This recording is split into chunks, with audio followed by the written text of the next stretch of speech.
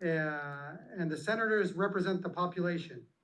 And then the delegates actually represent each state. So we have 16 states in Palau, which are really the traditional villages that existed for thousands of years. So they had chiefs and they had clans that all territories that were already divided up that they fought over for thousands of years. So just naturally, That's really interesting. So basically, it's like 13 senators, 16 delegates, and then a president. Is that correct? So like 30 people in total. correct. What's great is you could probably get everybody into a room and get consensus on something, and it's a relatively small country and folks are aligned. That's really good. But we do a fairly good job in really maintaining those three branches of government. So, you have the legislative branch, we have the executive branch, which the president is, and we're elected separately, not part of parliament, like in a lot of jurisdictions. And then the judiciary. So there are times that it's pretty vocal and very, we make use of the media quite well too. So we've adopted, as much of the good practices of transparency and open government as we can. Because, I think that's important for democracy. Successful democracies have to be open. I'm really impressed with how far you've come. It's a very small country. I mean, one thought is just like as within a company, you can decide to build something yourself or buy it, and a startup will take things off the shelf because they can't go and build a data center, for example, right? As a small country, you have to make the decision as to, are we doing something within the country, or are we going to do a treaty with another country? For example, like the U.S. military provides defense to Palau, right? But you are managing diplomatic relations with 100 countries essentially, so that's something that you've done internally versus military is externally, right? So how do you think about that division between like internal versus external? Like what kinds of things do you run yourself versus what kinds of things do you sort of do with partnerships or treaties? Well, I guess that would be the example of partnering with William to run RNS. We did not, we don't have the technology, and it's about finding the right partners to do it. 20,000 people, you cannot, you don't have the capability of protecting yourself. And so that's why a partnership or the relationship that we have with the United States is so important. So, of course, we help with the defense of the United States, but at the same time, they protect us. So it goes hand in hand. You work together. So you've got to find those special relationships where, ultimately the success of a relationship is you both have to win.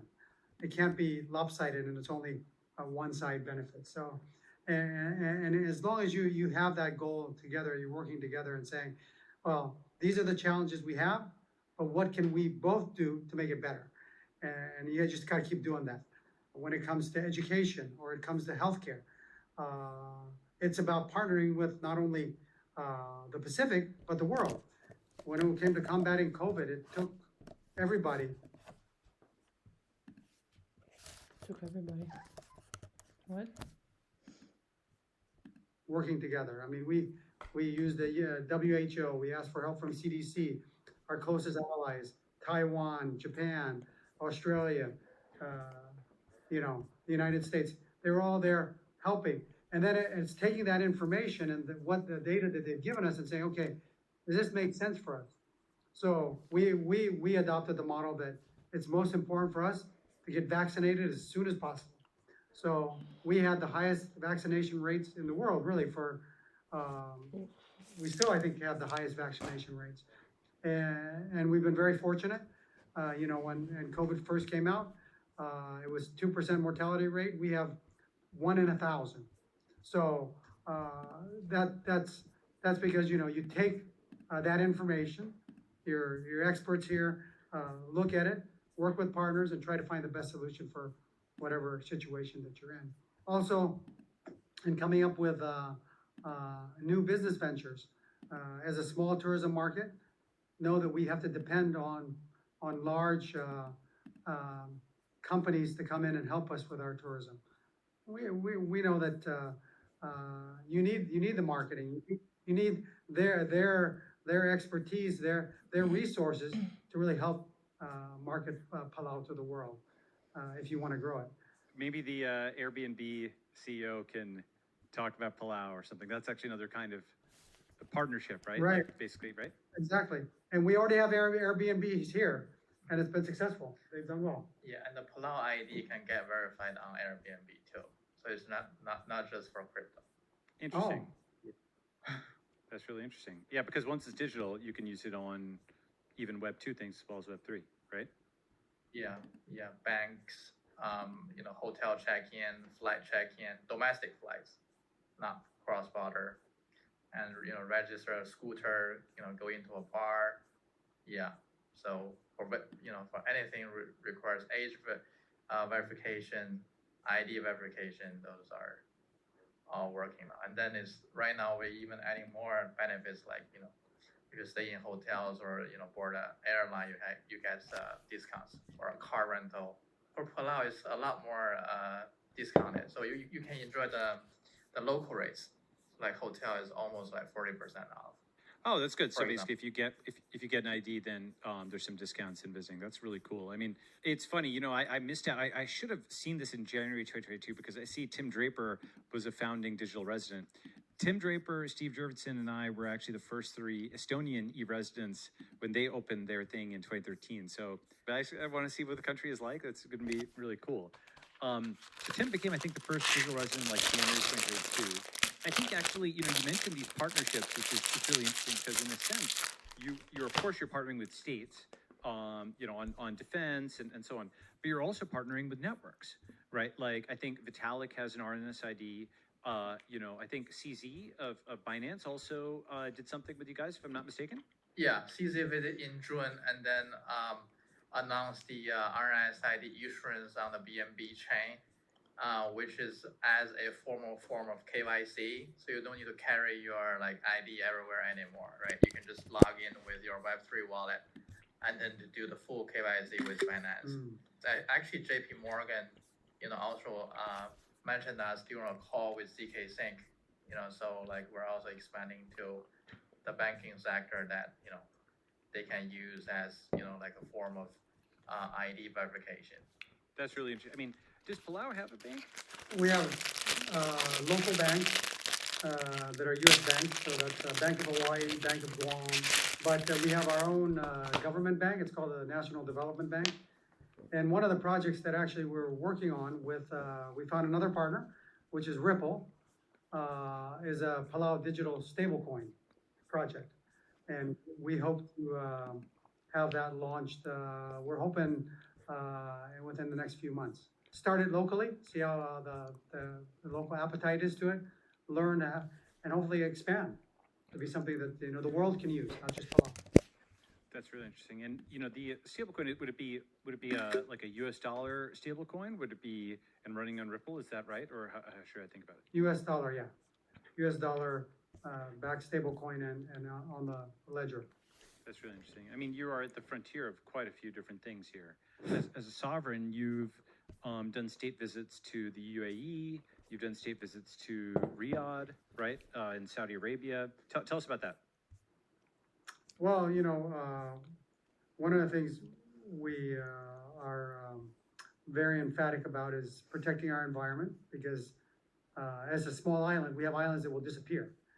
And so we have to do our part. And when we went to Abu Dhabi was the IRENA conference, which is the International Renewable Energy Conference, and then also the Abu Dhabi Sustainability Week.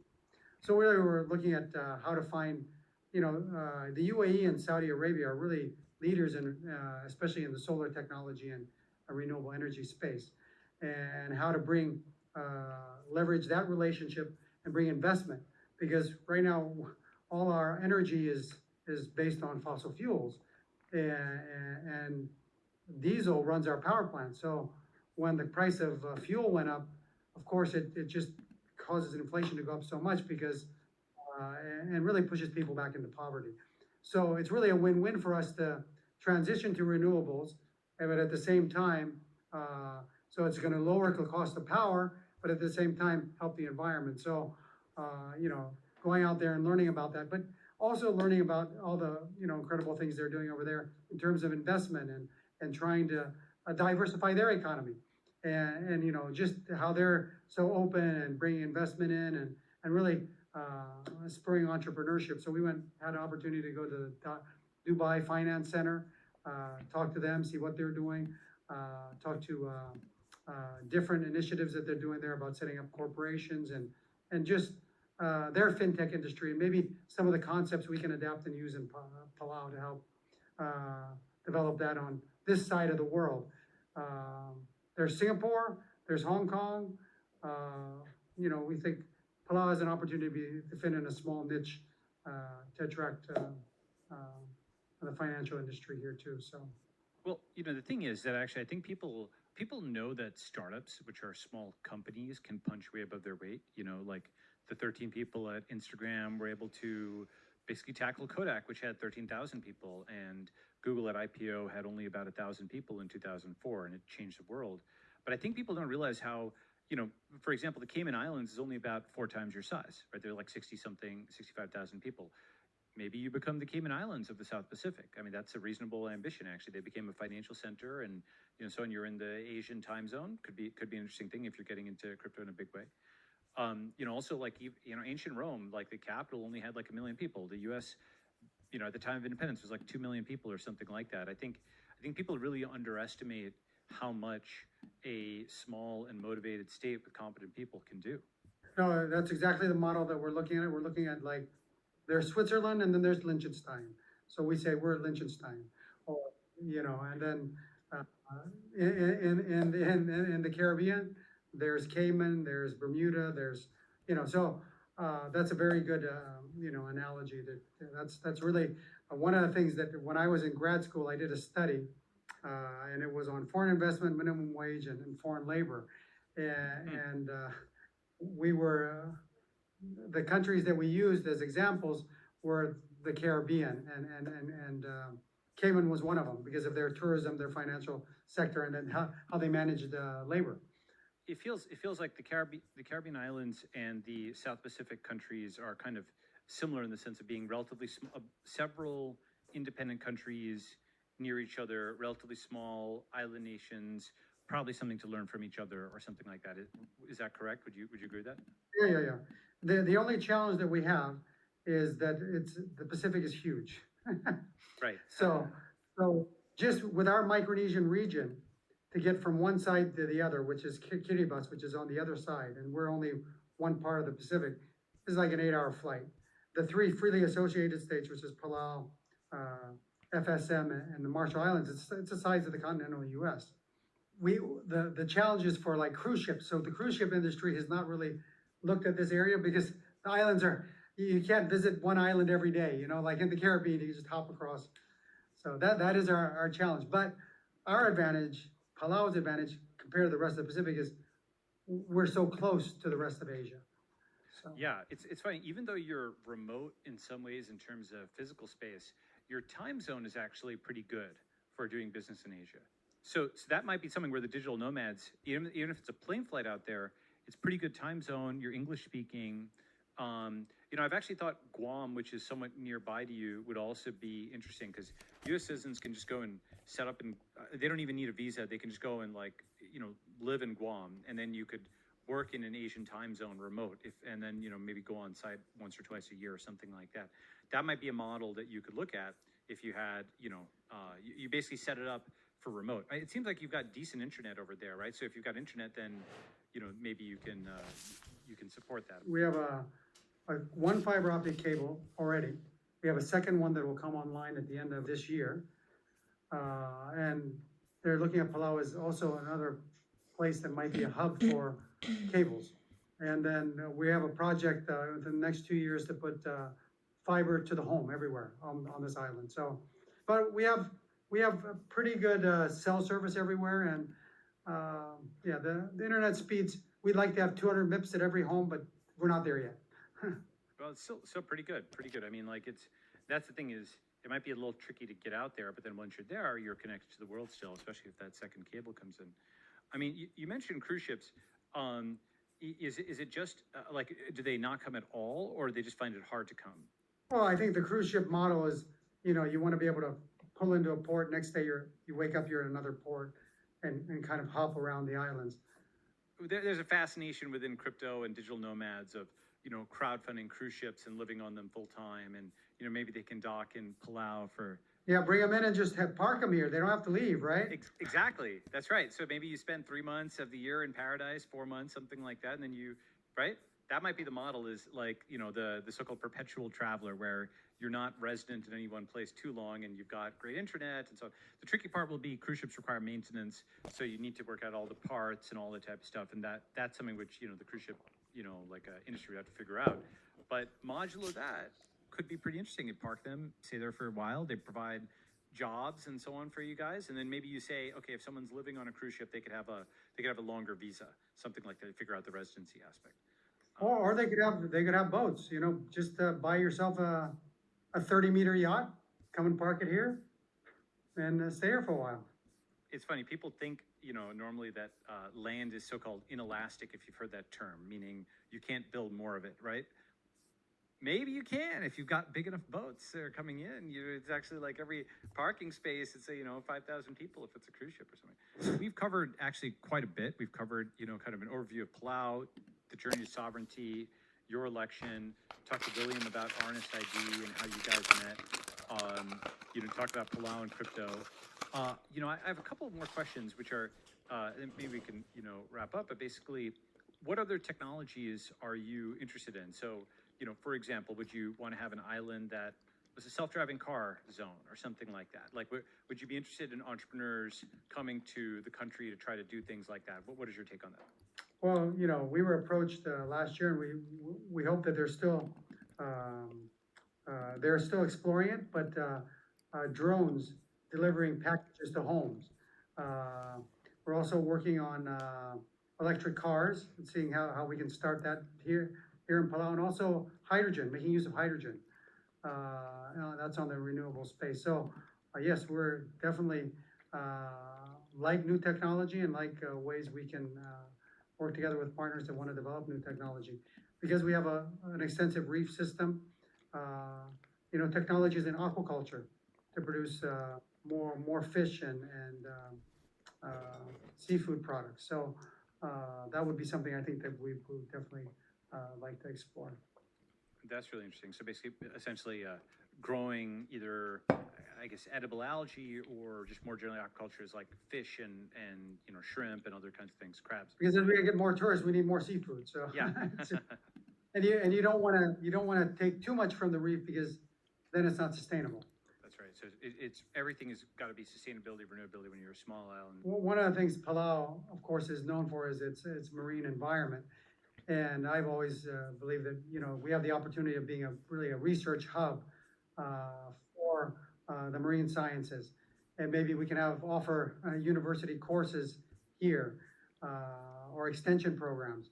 I know like Stanford, they come and do some work here, but more of a base that actually really spurs innovation, because, cancer research, there's all kinds of things that you can learn from the environment, but also we found that we have coral species here that are very resilient to heat and resilient to coral bleaching, and how we can share that with the world. And, so we have a coral reef research center trying to improve our small community college to upgrade its science department. But I think there's opportunity really, our dream is to have a university here that's, world renowned, that's really in the marine science and that kind of space, and can contribute to the world. That's really interesting. I mean, I think, you have a few of these unique advantages with the marine aspect, with the crypto aspect, and you start to build a parallel academy. You've got subjects that are you actually have a local advantage, and that's really interesting.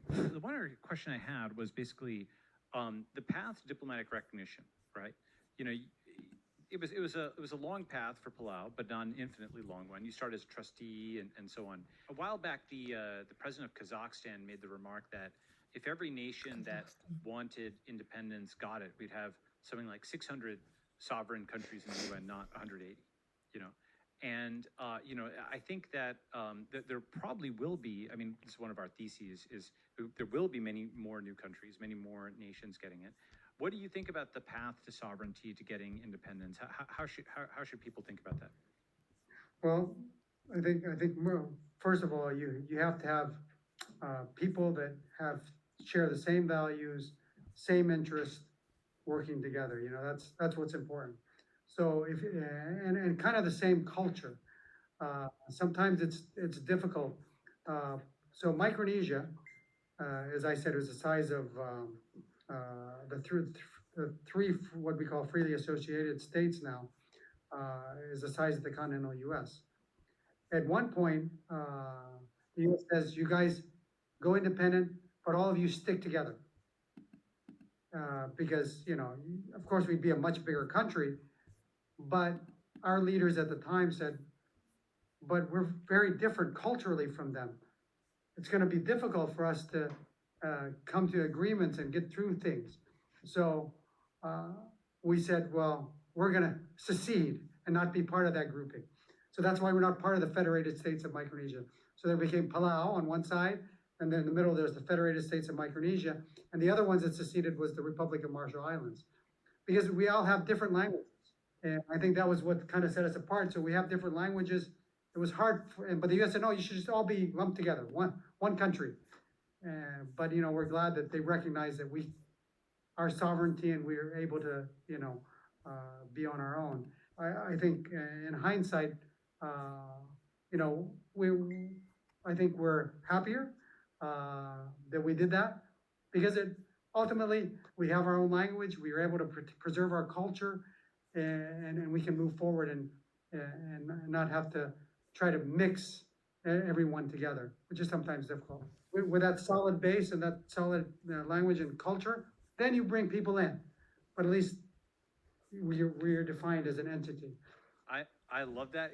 Honestly, you're speaking my language, because that concept of having a strong community and culture, and then you can get alignment within it, and then you can have friendly relations with Nauru and the Marshall Islands and the Federated, States of Micronesia, because each group can kind of manage their own things, and then they can kind of interact as friendly neighbors, but recognizing that there's certain things that they want to manage things differently internally, right? I think that model has worked quite well for you and helped to lead to your current innovative status. Right, I mean, it's gonna be much more difficult to get, everybody to agree. Now, let's try this digital residency program. It's Right. harder if we had to get everybody together to agree on that. Yeah, actually, I know the Marshall Islands is also starting to do some interesting things in crypto right. And so what happens is, maybe everybody might not agree with you at first, but if you're small enough and agile enough, you go first, and then you pioneer it, and then people can say, oh, actually, that was a good idea. We'll copy them, we'll clone them. And that's kind of worked within the US with small states like Wyoming going and pioneering. And now it can work outside the US with, foreign states, like independent sovereign states like yourself going and pioneering. Yep. Awesome. Okay, so, well, that's, I think we got a lot of awesome stuff. Let me know if there's anything, President Whips or William, that you'd like to talk about. I think this is going to be a really great episode. No, it's just been a pleasure talking with you and sharing about Palau and sharing with the world, the opportunities that are here. And, we really encourage everyone to come and visit, especially the digital residents, and see how we can, grow together. So I hope that the digital residency is not just something that they keep and say, oh, well, we never have to visit Palau. I'm hoping that every digital resident visits Palau and is part of bringing new ideas and helping Palau grow to be maybe a place that they want to live eventually, right? I will actually, I hope Arnest.id can handle 1 million clicks, because you might get 1 million clicks soon. We'll see. William, do you have any thoughts? Yeah, so Palau is actually like a very welcoming country. So like when you get here, it's actually very rare to to get resided in a American town in Asia. So you go to Singapore, Tokyo, they're like Asian style, but here it's just like another small town in the U.S. So like for Is that a like good thing? outsiders, pretty easy to get situated. There's no discrimination. There's like people are very friendly. Yeah, so again, we welcome all the district residents and yourself and your followers too. Well, we'll break. We have a lot, so we'll have maybe we will bring 10,000 just to start or something like that. But I'm looking forward to visiting. I've really enjoyed talking to both of you and hearing about what Palau is doing in terms of innovation and crypto innovation specifically. And hopefully this podcast helps put Palau on the map in tech and everybody knows what you guys are doing. So thank you very much for coming on. Well, thank you. Thank you for the opportunity, and we look forward to seeing you in Palau.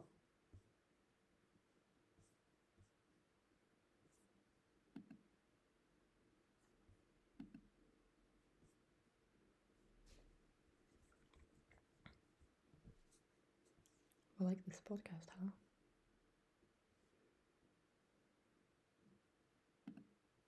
Audited every X month for your vault. There's there's banking regulations, like there's private and public regulations that make the world of entrepreneurship difficult. Germany actually has laws about for checkout, like actual regulatory, like every button has to say these words in the process. This is how you have to represent. Luckily, they were reasonably